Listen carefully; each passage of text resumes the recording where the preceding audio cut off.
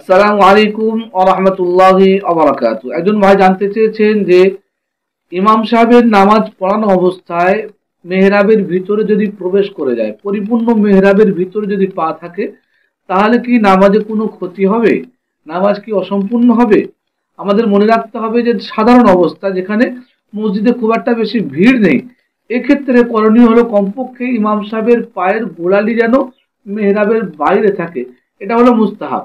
এরবারে যদি এই পরিস্থিতিতে নর্মাল অবস্থায় যদি ইমাম সাহেব বিনা কারণে মসজিদের মেহরাবের ভিতরে গিয়ে নামাজ পড়ান, তাহলে কিন্তু নামাজ মকরু হবে, নামাজ হয়ে যাবে, নামাজ ঘুরিয়ে পড়তে হবে না। মকরু বলতে মকরুহে তানজিহি। আর যদি ভিড় হয়, এত ভিড় যে ভালো করে দাঁড়ানো যাচ্ছে না, বা ইমাম সাহেব যদি ভিতরে প্রবেশ করে যায়, তাহলে অন্যান্য মুসল্লিদের নামাজ পড়তে সুবিধা হবে, সেক্ষেত্রে ইমাম সাহেব যদি ভিতরে প্রবেশ করে যান আর ভিতরে দাঁড়িয়ে নামাজ পড়েন, তাহলে নামাজের কোনো ক্ষতি হবে না, নামাজ মকরুও হবে না, নামাজ একেবারে শুদ্ধ হবে। আশা করছি বিষয়টা বুঝে এসেছে। রব্বুল আলামিন সঠিক জিনিসটা জানার, বোঝার এবং সেই অনুযায়ী আমল করার তৌফিক দান করুন। আসসালামু আলাইকুম ওয়া রাহমাতুল্লাহি ওয়া বারাকাতুহু।